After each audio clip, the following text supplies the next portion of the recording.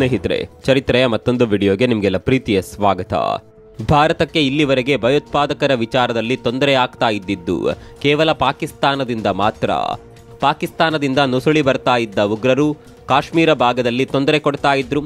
ಈ ಭಯೋತ್ಪಾದಕರಿಗೆ ಪಾಕಿಸ್ತಾನ ಸರ್ಕಾರದ ಸಪೋರ್ಟ್ ಕೂಡ ಇತ್ತು ಅನ್ನೋದನ್ನ ಬಿಡಿಸಿ ಹೇಳಬೇಕಾಗಿಲ್ಲ. ಪಾಕಿಸ್ತಾನವನ್ನ ಬಿಟ್ಟರೆ ಈ ವಿಚಾರವಾಗಿ ಭಾರತ ಉಳಿದ ಪ್ರದೇಶದಲ್ಲಿ ತಲೆ ಕೆಡಿಸಿಕೊಳ್ಳಬೇಕಾದ ಅಗತ್ಯ ಇರಲಿಲ್ಲ. ಶ್ರೀಲಂಕಾದಲ್ಲಿ ಭಯೋತ್ಪಾದಕರಿಲ್ಲ, ನೇಪಾಳದಲ್ಲಿ ಕೂಡ ಉಗ್ರವಾದಿಗಳಿರಲಿಲ್ಲ, ಅತ್ತ ಬಾಂಗ್ಲಾದಲ್ಲಿ ಕೂಡ ಭಯೋತ್ಪಾದಕರು ಅಲ್ಪ ಸ್ವಲ್ಪ ಇದ್ರೂ ಅವರಿಂದ ಭಾರತಕ್ಕೆ ತೊಂದರೆ ಆಗ್ತಾ ಇರಲಿಲ್ಲ. ಕಾರಣ ಬಾಂಗ್ಲಾ ಸರ್ಕಾರ ಭಾರತದೊಂದಿಗೆ ಉತ್ತಮ ಸಂಬಂಧವನ್ನ ಹೊಂದಿತ್ತು. ಭಾರತಕ್ಕೆ ತೊಂದರೆ ಕೊಡಲು ಸಿದ್ಧತೆ ಮಾಡಿಕೊಂಡ್ರೆ ಬಾಂಗ್ಲಾದಲ್ಲಿ ಅವರನ್ನ ಬಂಧಿಸಿ ಜೈಲಿಗಟ್ಲಾಗ್ತಾ ಇತ್ತು. ಆದರೆ ಈಗ ಎಲ್ಲವೂ ಬದಲಾಗಿದೆ. ಪಾಕಿಸ್ತಾನದ ಟೆನ್ಷನ್ ಜೊತೆಗೆ ಈಗ ಬಾಂಗ್ಲಾದ ಕಿರಿಕಿರಿ ಕೂಡ ಶುರುವಾಗಿದೆ. ಬಾಂಗ್ಲಾ ಕೂಡ ತನ್ನ ಅಪ್ಪ ಪಾಕಿಸ್ತಾನದಂತೆಯೇ ಭಯೋತ್ಪಾದಕರಿಗೆ ಸಪೋರ್ಟ್ ಮಾಡೋದಕ್ಕೆ ಶುರು ಮಾಡಿದೆ. ಶೇಖ್ ಹಸೀನಾ ಆಡಳಿತದ ಸಂದರ್ಭದಲ್ಲಿ ಜೈಲಿನಲ್ಲಿದ್ದ ಒಂದೊಂದೇ ಭಯೋತ್ಪಾದಕರನ್ನ ಈಗಿನ ಮಧ್ಯಂತರ ಸರ್ಕಾರ ಬಿಡುಗಡೆ ಮಾಡ್ತಾ ಇದೆ. ಇದೀಗ ಭಾರತಕ್ಕೆ ಬೇಕಾಗಿದ್ದ ಮೋಸ್ಟ್ ವಾಂಟೆಡ್ ಉಗ್ರ ಪೋಷಕನೊಬ್ಬನನ್ನ ಬಾಂಗ್ಲಾ ಸರ್ಕಾರ ಬಿಡುಗಡೆ ಮಾಡಿದೆ. ಈಗ ಬಾಂಗ್ಲಾ ಸರ್ಕಾರ ಬಿಡುಗಡೆ ಮಾಡಿರುವ ಈತ ಸಾಮಾನ್ಯ ಆಸಾಮಿ ಅಲ್ಲ. ಒಂದು ಕಾಲದಲ್ಲಿ ಬಾಂಗ್ಲಾ ಸರ್ಕಾರದಲ್ಲಿ ಶಿಕ್ಷಣ ಮಂತ್ರಿಯಾಗಿ ಕೆಲಸ ಮಾಡಿದವ. ಈ ಶಿಕ್ಷಣ ಮಂತ್ರಿ ಭಾರತದ ಮೇಲೆ ದಾಳಿ ಮಾಡೋದಕ್ಕೆ ಉಗ್ರರಿಗೆ ಫಂಡಿಂಗ್ ನೀಡಿದ್ದ. ಇದೇ ಆರೋಪದ ಮೇಲೆ ಈತನನ್ನ ಶೇಖ್ ಹಸೀನಾ ಸರ್ಕಾರ ಅರೆಸ್ಟ್ ಮಾಡಿತ್ತು, ಜೈಲಿನಲ್ಲಿ ಕೂಡ ಇಟ್ಟಿತ್ತು. ಆದರೆ ಇದೀಗ ಮಧ್ಯಂತರ ಸರ್ಕಾರ ಈ ಉಗ್ರ ಪೋಷಕನನ್ನ ರಿಲೀಸ್ ಮಾಡಿದೆ. ಈ ಮೂಲಕ ಮತ್ತೊಂದು ಭಾರತ ವಿರೋಧಿ ಕೃತ್ಯವನ್ನ ಬಾಂಗ್ಲಾ ಮಾಡಿಬಿಟ್ಟಿದೆ. ಅಷ್ಟಕ್ಕೂ ಬಾಂಗ್ಲಾ ಸರ್ಕಾರ ರಿಲೀಸ್ ಮಾಡಿರುವ ಈ ಮೋಸ್ಟ್ ವಾಂಟೆಡ್ ಕ್ರಿಮಿನಲ್ ಯಾರು? ಶಿಕ್ಷಣ ಮಂತ್ರಿಯಾಗಿದ್ದ ಈತ ಭಾರತದ ವಿರುದ್ಧ ದಾಳಿಯ ಸಂಚು ರೂಪಿಸಿದ್ದು ಯಾಕೆ? ಸದ್ಯ ಈತನನ್ನ ಬಿಡುಗಡೆ ಮಾಡೋದಕ್ಕೆ ಕಾರಣವೇನು? ಎಲ್ಲವನ್ನ ಡೀಟೇಲ್ ಆಗಿ ತೋರಿಸ್ತೀವಿ ನೋಡಿ.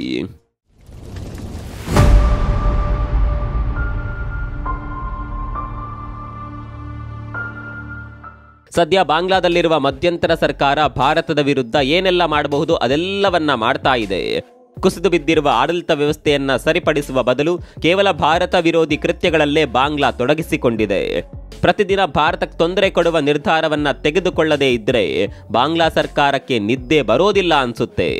ಇದೀಗ ಮತ್ತೊಮ್ಮೆ ಬಾಂಗ್ಲಾ ಮಧ್ಯಂತರ ಸರ್ಕಾರ ತನ್ನ ಬುದ್ಧಿ ತೋರಿಸಿಬಿಟ್ಟಿದೆ.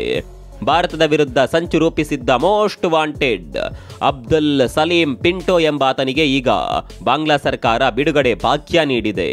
ಈತ ಪಿಒಕೆಯಲ್ಲಿದ್ದ ಭಯೋತ್ಪಾದಕರಿಗೆ ಭಾರತದ ಮೇಲೆ ದಾಳಿ ಮಾಡುವಂತೆ ಫಂಡಿಂಗ್ ಮಾಡಿದ್ದ.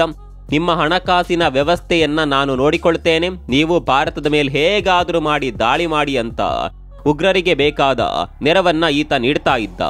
ನಾವು ಮೊದಲೇ ಹೇಳಿದ ಹಾಗೆ ಈತ ಸಾಮಾನ್ಯ ವ್ಯಕ್ತಿಯಲ್ಲ. ಬಾಂಗ್ಲಾ ಸರ್ಕಾರದಲ್ಲಿ ಶಿಕ್ಷಣ ಮಂತ್ರಿಯ ಪದವಿಯಲ್ಲಿದ್ದವನು. 2001ರಿಂದ 2006ರವರೆಗೆ ಬಾಂಗ್ಲಾದಲ್ಲಿ ಬಿಎನ್ಪಿ ಪಕ್ಷ ಅಧಿಕಾರದಲ್ಲಿತ್ತು. ಈ ಸರ್ಕಾರದಲ್ಲಿ ಪಿಂಟೋ ಶಿಕ್ಷಣ ಮಂತ್ರಿಯಾಗಿ ಕೆಲಸ ನಿರ್ವಹಿಸ್ತಾ ಇದ್ದ. ಈತ ಮಿನಿಸ್ಟರ್ ಆಗಿದ್ದ ಸಂದರ್ಭದಲ್ಲೇ ಪಾಕಿಸ್ತಾನದ ಭಯೋತ್ಪಾದಕ ಸಂಘಟನೆಗಳಿಗೆ ಫಂಡಿಂಗ್ ಮಾಡ್ತಾ ಇದ್ದ ಅನ್ನುವ ಆರೋಪ ಇದೆ. ಮುಂದೆ ಈತನ ಮೇಲೆ ಬಾಂಗ್ಲಾದಲ್ಲಿ ತನಿಖೆ ನಡೆಯುತ್ತೆ. ತನಿಖೆಯ ಸಂದರ್ಭದಲ್ಲಿ ಬೆಚ್ಚಿ ಬೀಳಿಸುವ ಮಾಹಿತಿಗಳು ಕೂಡ ಹೊರಬೀಳ್ತಾ ಇತ್ತು. ಕೇವಲ ಫಂಡಿಂಗ್ ಮಾಡಿದ್ದು ಮಾತ್ರವಲ್ಲ, ದಾಳಿಯ ಪ್ಲಾನಿಂಗ್ನಲ್ಲಿ ಕೂಡ ಈತ ಇನ್ವಾಲ್ವ್ ಆಗಿದ್ದ. ವೆಪನ್ ಖರೀದಿ ಮಾಡೋದ್ರಿಂದ ಹಿಡಿದು ದಾಳಿಯ ಲೊಕೇಶನ್ ಬಗ್ಗೆ ಕೂಡ ಈತ ಡಿಸ್ಕಸ್ ಮಾಡ್ತಾ ಇದ್ದ ಅನ್ನೋದು ಗೊತ್ತಾಗಿತ್ತು. ಸ್ನೇಹಿತರೆ, ನಿಮಗೆ ಗೊತ್ತಿರಲಿ, ನಾವು ಈಗ ಬಾಂಗ್ಲಾದಿಂದ ಯಾವೆಲ್ಲ ಕಿರಿಕುಗಳನ್ನ ಎದುರಿಸ್ತಾ ಇದ್ದೇವೋ ಆ ಎಲ್ಲಾ ಕಿರಿಕುಗಳು 2001ರಿಂದ 2006ರ ನಡುವೆ ತುಂಬಾನೇ ಇತ್ತು. ಕಾರಣ ಅಧಿಕಾರದಲ್ಲಿದ್ದ ಬಿಎನ್ಪಿ ಪಕ್ಷ. ಈ ಪಕ್ಷ ಪಾಕಿಸ್ತಾನದ ಪರವಾಗಿದ್ದ ಪಕ್ಷವಾಗಿತ್ತು. ಭಯೋತ್ಪಾದಕ ಚಟುವಟಿಕೆಗಳಿಗೆ ನೆರವನ್ನ ಕೂಡ ನೀಡ್ತಾ ಇತ್ತು. ಮುಂದೆ ಸರ್ಕಾರ ಬದಲಾದ ನಂತರ ಆ ಸರ್ಕಾರ ಭಾರತದ ಜೊತೆ ಉತ್ತಮ ಸಂಬಂಧವನ್ನ ಬೆಳೆಸಿಕೊಳ್ಳುತ್ತೆ. ಭಾರತದ ವಿರುದ್ಧ ಷಡ್ಯಂತ್ರ ನಡೆಸಿದ ಸಂಘಟನೆಗಳ ವಿರುದ್ಧ ತನಿಖೆ ನಡೆಸುತ್ತೆ. ಈ ತನಿಖೆಯಲ್ಲಿ ಸರ್ಕಾರದಲ್ಲಿ ಮಂತ್ರಿಗಳಾಗಿದ್ದವರು ಕೂಡ ಭಯೋತ್ಪಾದಕ ಚಟುವಟಿಕೆಯಲ್ಲಿ ಭಾಗಿಯಾಗಿದ್ರು ಅನ್ನೋದು ಗೊತ್ತಾಗುತ್ತೆ. ಇದೇ ತನಿಖೆಯಲ್ಲಿ ಬಾಂಗ್ಲಾದ ಡೇಂಜರಸ್ ಮಿನಿಸ್ಟರ್ ಬಗ್ಗೆ ಸತ್ಯಗಳು ಬಹಿರಂಗವಾಗಿದ್ದು, ಈತ ಕೇವಲ ಭಾರತದ ಮೇಲೆ ಮಾತ್ರ ದಾಳಿಯ ಸಂಚು ರೂಪಿಸಿದ್ದಲ್ಲ, ಅಂದಿನ ಸಮಯದಲ್ಲಿ ವಿರೋಧ ಪಕ್ಷಗಳ ಪ್ರತಿಭಟನಾ ರ್ಯಾಲಿಗಳ ಮೇಲೆ ಕೂಡ ಗ್ರೆನೇಡ್ ದಾಳಿ ಮಾಡಿಸ್ತಾ ಇದ್ದ. ಕೊನೆಗೆ ಈತನ ವಿರುದ್ಧ ತನಿಖೆ ನಡೆದು ಜೈಲು ಶಿಕ್ಷೆ ಕೂಡ ಆಗುತ್ತೆ.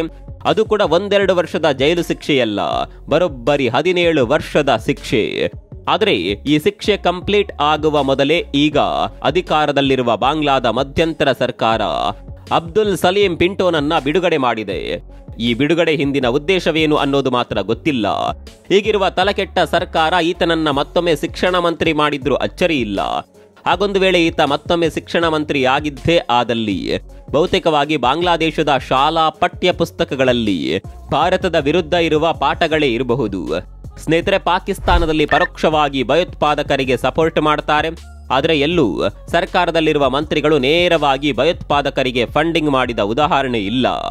ಆದರೆ ಬಾಂಗ್ಲಾದ ಮಂತ್ರಿಯೊಬ್ಬ ಈ ರೀತಿ ಕುಲ್ಲವಾಗಿ ಉಗ್ರರಿಗೆ ಹಣಕಾಸಿನ ನೆರವು ನೀಡ್ತಾನೆ ಅಂದರೆ ಆತ ಅದೆಷ್ಟು ಡೇಂಜರಸ್ ಅನ್ನೋದನ್ನ ನೀವೇ ಒಮ್ಮೆ ಊಹೆ ಮಾಡಿಕೊಳ್ಳಿ. ಇಂತಹ ಕ್ರಿಮಿಗೆ ಈಗ ಮತ್ತೊಮ್ಮೆ ಅಧಿಕಾರ ಸಿಕ್ಕಿಬಿಟ್ರೆ ಆತ ಮತ್ತಷ್ಟು ಭಯೋತ್ಪಾದಕ ಚಟುವಟಿಕೆಗಳಲ್ಲಿ ಭಾಗಿಯಾಗೋದ್ರಲ್ಲಿ ಯಾವುದೇ ಅನುಮಾನ ಬೇಡ. ಒಂದಂತೂ ಸತ್ಯ, ಈಗ ಇರುವ ಸರ್ಕಾರವನ್ನ ನೋಡಿದರೆ ಬಾಂಗ್ಲಾ ಸರ್ಕಾರದಂತೆ ಕಾಣಿಸ್ತಲೇ ಇಲ್ಲ, ಅದು ಪೂರ್ವ ಪಾಕಿಸ್ತಾನದಂತೆ ಕಾಣಿಸ್ತಾ ಇದೆ. ಭಾರತಕ್ಕೆ ಎರಡೆರಡು ಪಾಕಿಸ್ತಾನಗಳನ್ನ ಎದುರಿಸಬೇಕಾದ ಅನಿವಾರ್ಯತೆಗಳು ಸೃಷ್ಟಿಯಾಗ್ತಾ ಇದೆ. ನಾವು ಆರಂಭದಲ್ಲೇ ಹೇಳಿದಂತೆ 2001ರಲ್ಲಿ ಬಾಂಗ್ಲಾದಲ್ಲಿ ಅಧಿಕಾರದಲ್ಲಿದ್ದ ಸರ್ಕಾರ ಕೂಡ ಇದೇ ರೀತಿ ತೊಂದರೆ ಕೊಡ್ತಾ ಇತ್ತು. ಅದರಲ್ಲೂ ಗಡಿ ಪ್ರದೇಶದಲ್ಲಿ ಭಾರತೀಯ ಸೈನಿಕರ ಮೇಲೆ ಬಾಂಗ್ಲಾ ಮಾಡಿದ ದೌರ್ಜನ್ಯವನ್ನ ಎಂದಿಗೂ ಮರೆಯೋದಕ್ಕೆ ಸಾಧ್ಯವಿಲ್ಲ.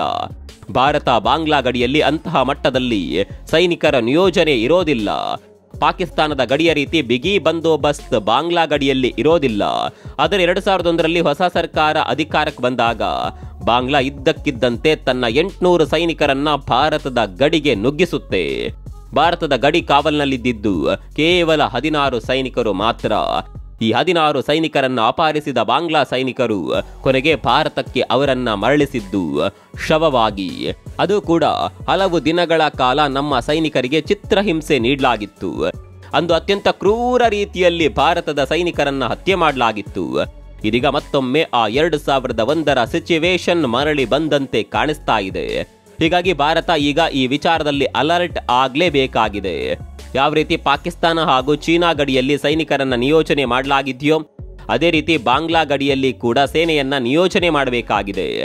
ಈಗಿರುವ ಬಾಂಗ್ಲಾವನ್ನ ಒಂದು ಪೈಸೆಗೂ ಕೂಡ ನಂಬುವ ಹಾಗಿಲ್ಲ. ಹೀಗಾಗಿ ಭಾರತ ಇನ್ನಾದರೂ ಬಾಂಗ್ಲಾ ವಿಚಾರವನ್ನ ಸೀರಿಯಸ್ ಆಗಿ ತೆಗೆದುಕೊಳ್ಳಲೇಬೇಕು. ಬಾಂಗ್ಲಾ ಹೆಮ್ಮರವಾಗಿ ಬೆಳೆಯುವ ಮೊದಲೇ ಬೇರು ಸಮೇತ ಅದರ ಉಗ್ರ ಬುದ್ಧಿಯನ್ನ ಕಿತ್ತು ಬಿಸಾಕಬೇಕಿದೆ. ಹಾಗಂತ 2001ರಲ್ಲಿ ಆದ ರೀತಿ ಈ ಬಾರಿಯೂ ಆಗೋದಕ್ಕೆ ಭಾರತವಂತೂ ಬಿಡೋದಿಲ್ಲ. ಈಗ ಒಂದು ವೇಳೆ ನಮ್ಮ ಒಬ್ಬ ಸೈನಿಕನ ಮೈ ಮುಟ್ಟಿದ್ರೆ ಬಾಂಗ್ಲಾದ 10 ತಲೆ ತರುವ ಸಾಮರ್ಥ್ಯ ಭಾರತಕ್ಕಿದೆ. ಬಾಂಗ್ಲಾ ಕೂಡ ಈ ರೀತಿ ಭಾರತದ ಮೇಲೆ ನೇರ ದಾಳಿ ಮಾಡೋದಕ್ಕೆ 1000 ಸಲ ಯೋಚನೆ ಮಾಡುತ್ತೆ. ಆದರೆ ಉಗ್ರರ ಮೂಲಕ ಭಾರತಕ್ಕೆ ತೊಂದರೆ ಕೊಡುವ ಪ್ರಯತ್ನವನ್ನ ಖಂಡಿತವಾಗಿಯೂ ಬಾಂಗ್ಲಾ ಮಾಡಿಯೇ ಮಾಡುತ್ತೆ. ಇನ್ನು ನಮ್ಮಲ್ಲೇ ಇರುವ ಜನರನ್ನ ಕೂಡ ನಂಬುವ ಹಾಗಿಲ್ಲ. ಕೇವಲ ಚುನಾವಣೆಯಲ್ಲಿ ಗೆಲ್ಲಬೇಕು ಅನ್ನುವ ಒಂದೇ ಒಂದು ಕಾರಣಕ್ಕೆ ಬಾಂಗ್ಲಾದ ಅಕ್ರಮ ವಲಸಿಗರಿಗೆ ನಕಲಿ ಗುರುತಿನ ಚೀಟಿ ನೀಡುವ ಅಕ್ರಮ ಜಾಲ ಕೂಡ ನಮ್ಮಲ್ಲಿದೆ. ಹೌದು, ದೆಹಲಿಯಲ್ಲಿ ಅಕ್ರಮ ಬಾಂಗ್ಲಾ ನುಸುಳುಕೋರರಿಗೆ ಮತದಾರರ ಚೀಟಿ ಒದಗಿಸುವ ಅಕ್ರಮ ಜಾಲ ಪತ್ತೆಯಾಗಿದೆ. ದೆಹಲಿ ವಿಧಾನಸಭಾ ಚುನಾವಣೆ ಘೋಷಣೆಗೂ ಮೊದಲೇ ಈ ಅವಾಂತರ ಬಹಿರಂಗಗೊಂಡಿದೆ. ದೆಹಲಿ ಪೊಲೀಸರು ನಕಲಿ ಮತದಾರರು ಮತ್ತು ಆಧಾರ್ ಕಾರ್ಡ್ ಮಾಡುವ ಗ್ಯಾಂಗ್ ಅನ್ನ ಪತ್ತೆ ಹಚ್ಚಿದ್ದಾರೆ. ನುಸುಳುಕೋರರಿಗೆ ಅಕ್ರಮ ದಾಖಲೆಗಳನ್ನು ಒದಗಿಸುತ್ತಿದ್ದ ತಂಡದ 11 ಜನರನ್ನ ಬಂಧಿಸಲಾಗಿದೆ. ಇವರಲ್ಲಿ ನಕಲಿ ವೆಬ್ಸೈಟ್ಗಳು, ಆಧಾರ್ ಕಾರ್ಡ್ ಆಪರೇಟರ್ಗಳು ಮತ್ತು ತಾಂತ್ರಿಕ ತಜ್ಞರು ಸೇರಿದ್ದಾರೆ. ಅಚ್ಚರಿ ಅಂದರೆ ಬಂಧಿತ ಆರೋಪಿಗಳಲ್ಲಿ 6 ಬಾಂಗ್ಲಾದೇಶಿಯರು ಸಹ ಸೇರಿದ್ದಾರೆ. ನಕಲಿ ವೆಬ್ಸೈಟ್ಗಳ ಮೂಲಕ ನಕಲಿ ಗುರುತಿನ ಚೀಟಿಗಳನ್ನು ಸೃಷ್ಟಿಸಿ ನುಸುಳುಕೋರರಿಗೆ ತಮ್ಮನ್ನು ತಾವು ಭಾರತದ ನಾಗರಿಕರೆಂದು ಸಾಬೀತುಪಡಿಸಲು ಸಹಾಯ ಮಾಡ್ತಾ ಇದ್ರು ಅನ್ನುವ ಆರೋಪ ಇದೆ. ಅದೇನೇ ಇರಲಿ, ಬಾಂಗ್ಲಾದ ಕಿರಿಕಿಗೆ ಭಾರತ ಈಗಲೇ ಮೂಗುದಾರ ಹಾಕೋದು ಒಳ್ಳೆಯದು. ಈ ಬಗ್ಗೆ ನಿಮ್ಗೇನನ್ಸುತ್ತೆ ಕಾಮೆಂಟ್ ಮಾಡಿ.